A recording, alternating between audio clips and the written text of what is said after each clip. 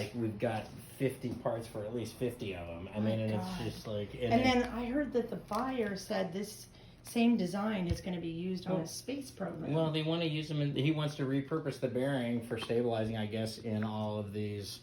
And they go on the F-35. No, it was actually they used them on the targeting system on top of a helicopter. Oh wow, But, those are nuts. Is that fully assembled? That one? yeah. So that's what it is, and those go for $3,800 or something. They did, what, yeah. Really, right? Yeah. My golly, those are interesting. Yeah, 50 millionths of an inch radial free play, I think, is what's called out. 50 millionths of an inch radial free play. So this is what you got to make if you want to make. Yeah, I think he did these for fun.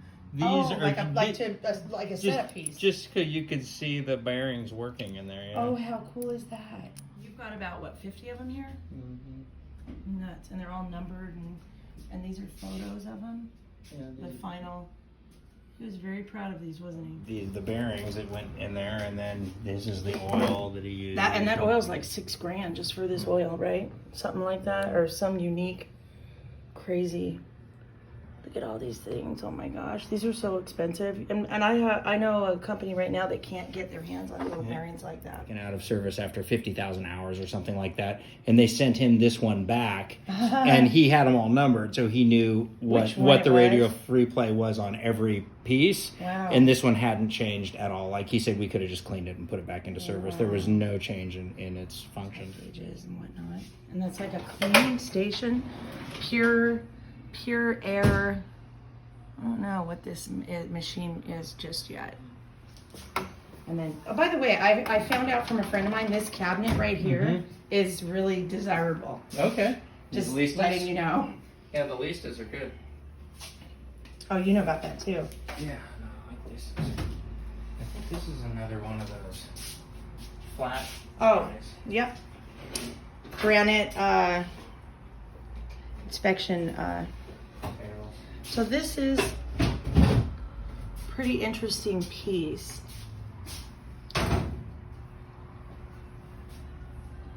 People seem very interested in this piece of equipment. So you have all these tables, and of course they're all calibrated.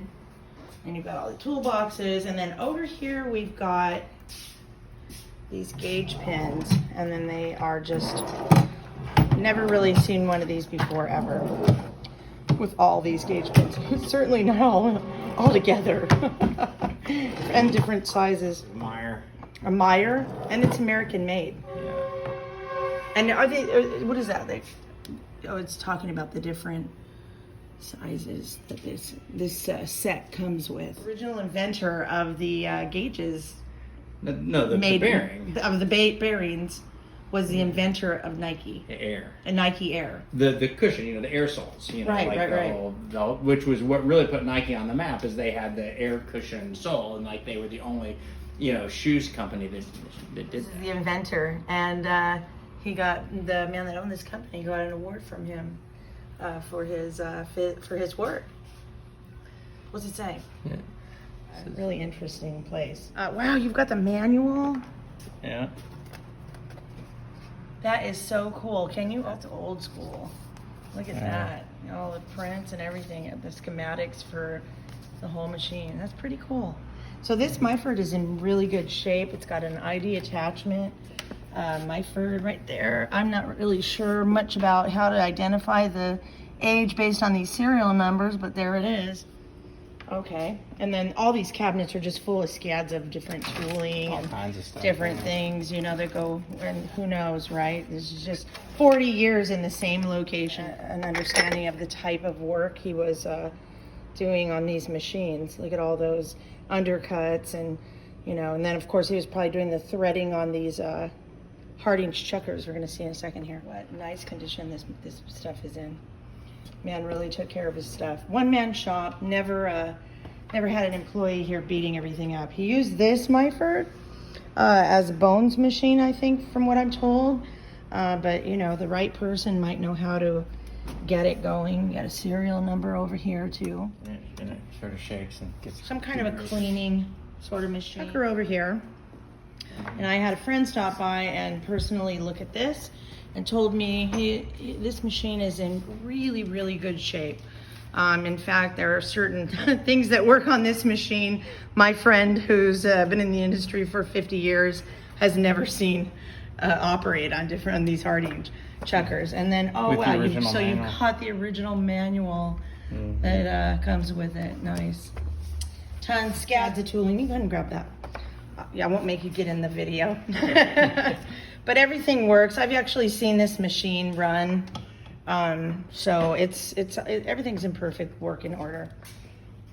Tons of tooling, chucks, more indicator gauges. Just a few things I don't know what they are, but again, I don't run these machines. Another Harding's chucker over here. And this Harding's chucker actually comes with the threading attachment. Got a microscope. And let's see, and all these cabinets are full of customers. On the floor, I don't know. We're saying nothing, and then someone's gonna watch this video and go, "It's a blah blah blah." Oh my God, we don't know what that is.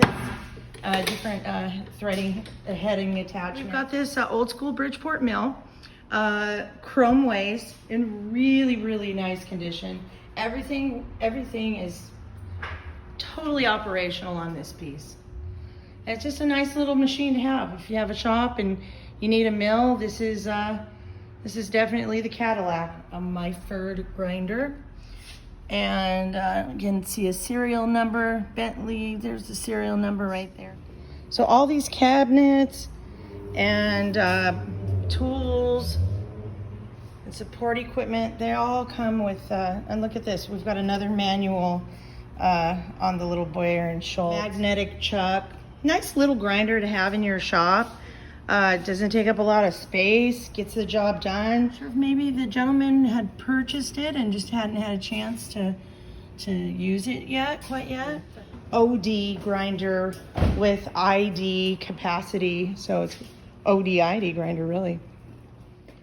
And then a really nice table full of second op tooling and micrometers, all these different height indicator. That's what you use those strobe blocks for, to set that dial. And he made some pretty, and everybody gets that one customer that stops in your shop and says, "Hey, can you make me some of these?" And of course, Joe said yes. So you get all these micrometers, calipers, different kinds of awesome tooling. Height gauge.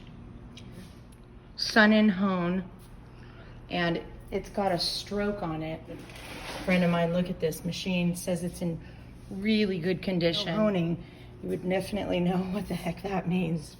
Full of well-organized tooling, support equipment that goes along with this really beautiful machine. Oh, everything's really, really. Oh no, shims. It looks like we got. Okay. But we have boxes and boxes of shims. How all these things are just in the original boxes of everything. You have to know what you're doing to know what this stuff is. Wow, I wonder what they are. Curious. I'm not really sure. Shims, right? So there's all of these for that Hone. Gosh, if you watch the video all the way through and you know what these are, I want to know, so let me know. Wow, so you still have the receipt from when this Harding's chucker was bought. How much did he pay for it? $12,000. What was it? $126.40. Wow, the original. What year did he buy it? 79 May. 1979. And so it's a one-man shop. And if you want to get into the machining industry and get started, you can do it for basically the price of a car.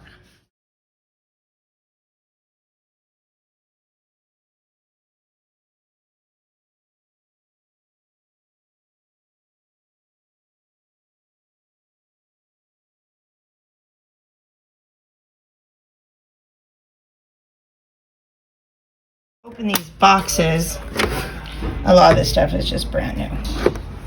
Every Harding's has its purpose, you know. And there's still parts in here left over from that I need to figure out who the customers are. It's stuff that he was working on, and That thing goes. He's got the threading follow here. There's 850 balls that go in here, and Was it's, he grinding and these? it's like 50 million's radio for free play when he was done. Super high tolerance part. The bearings, little tiny BB bearings. Yeah, he loved this machine. Yeah, this machine was. Very few of these work. Oh, nice. This one does. Nice. But if they're not, I mean, this guy was a one-man shop. He didn't have a bunch of kids in here beating up his machines. Yeah, no, and he took. They always- I mean, he took care of his stuff. They always take the piece out of here that makes it. This thing is supposed to, you pull it down, it's supposed to turn, but nobody likes it, so they take it. There's a pin or something you take out of here. Oh, Yeah, this is good. Feels nice. Oh yeah, this thing. oh, so that's it. They go back here. Oh, good. Okay. Well, then that was kind of good. Yeah. Yeah, it's very accurate. It's a nice complete set. I never even seen such a nice roller set up like this. This must have cost some money. Meyer, you're right, Meyer. Yeah, I just never seen anybody buy a cabinet like this. There's always you don't see that cheaper prices anymore. But for an American-made set like this, when you get to this size, from 1/4 inch to 1/2 inch, it's probably. Well, if you're doing ID, you can't be doing between centers. So Yeah. maybe they you could put the color in here, and the ID attachment goes back here. It's like they call it a redhead. Okay. Goes real. Now it's on the back of there. And it's got to have a drive on it. Okay. Okay. I'm sure they do have ID attachments for them. That's for getting angles, I believe. So this is the lapping machine. 3 rings. Having a look around. Yeah, it was interesting. Yeah. Machine shops and couldn't figure out how to get it right, and then he. Yeah, I mean they were his. I mean he knew the machines intimately, and so he. You know, he could make music with them. You know. I don't